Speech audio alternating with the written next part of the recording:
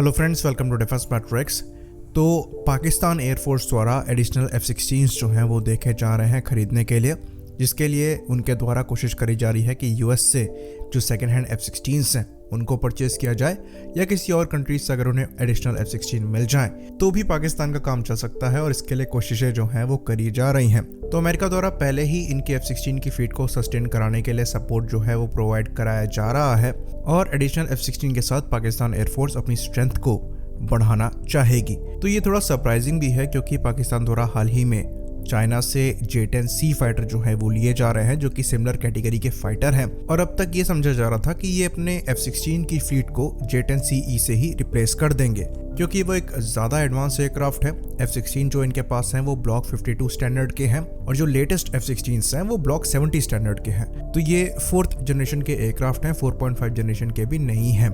तो modern time के हिसाब से ये उतने कैपेबल एयरक्राफ्ट नहीं है और फ्यूचर में इनको रेलेवेंट रखने के लिए इनके साथ डीप अपग्रेड जो है वो करना पड़ेगा, जिसके लिए अमेरिका जो है वो डिनाई कर रहा है।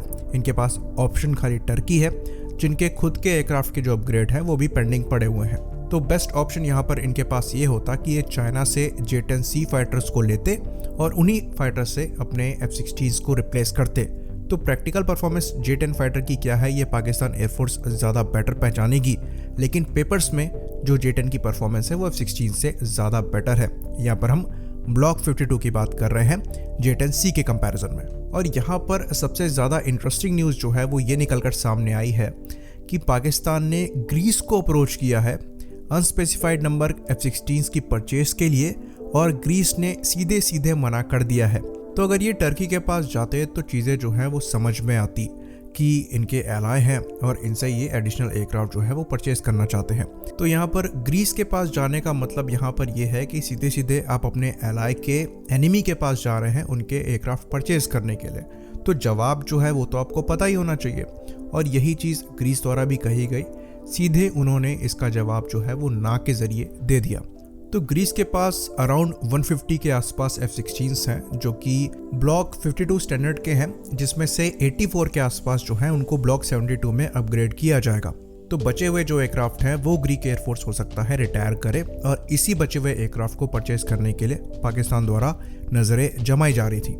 तो पाकिस्तान का जो प्रेफरेंस है वो ब्लॉक 52 स्टैंडर्ड के ही F-16 है, जिनमें प्रैट एंड विटनी के इंजन लगे होते हैं क्योंकि पाकिस्तान एयरफोर्स की सर्विस में प्रैट एंड विटनी इंजन के साथ ही जो F-16 है वो एक्टिव है। तो इनको सस्टेन करना पाकिस्तान के लिए ज़्यादा ईजी है, पर गलती यहाँ पर यह थी कि इनके द्वारा अप्रोच एक गलत कंट्री को किया गया। तो अब जो सवाल है वो इस पर भी उठता है कि क्या पाकिस्तान एयरफोर्स जो है वो J-10 से सेटिस्फाई नहीं है कि उन्हें F-16 के एडिशनल नंबर चाहिए। तो ये चीज़ किसी से छुपी नहीं है कि पाकिस्तान आर्म फोर्सेस की जो इकोनॉमिकल हालत है वो सही नहीं है और वो इंडिया से कम्पीट कर रहे हैं जो कि चाइना से कम्पीट कर रहा है। डिफरेंस यहाँ पर यह है कि इंडिया की इकोनॉमी अभी इतनी ग्रो कर रही है कि वो इंडिया के लिए इस कंपटीशन को सपोर्ट कर सकती है, पर पाकिस्तान की इकोनॉमी इंडिया के अगेंस्ट इस कंपटीशन को सपोर्ट नहीं कर सकती।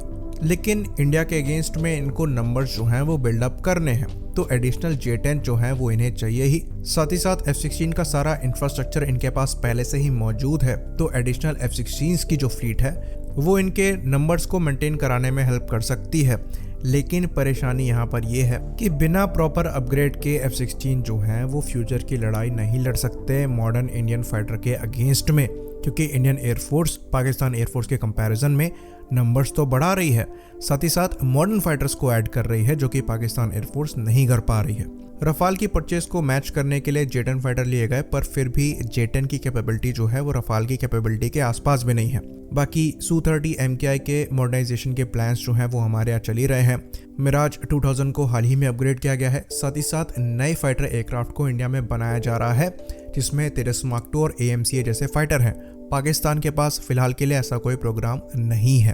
तो नंबर्स और कैपेबिलिटी से इंडियन एयरफोर्स को मैच कर पाना पाकिस्तानी एयरफोर्स के लिए काफ़ी ज़्यादा मुश्किल होने वाला है, पर एडिशनल सेकेंड हैंड F-16 जो है वो यहाँ पर थोड़ी बहुत मदद पाकिस्तान एयरफोर्स के लिए कर सकते हैं। लेकिन इंटरेस्टिंग यहाँ पर ये देखना होगा कि इन्हें ये सेकेंड हैंड F-16 देता कौन है, क्योंकि रिक्वायरमेंट जो है वो ब्लॉक 52 स्टैंडर्ड की है और दुनिया में बहुत ज़्यादा कंट्रीज ऐसी नहीं है जो कि ब्लॉक 52 स्टैंडर्ड के F-16 ऑपरेट करती हैं।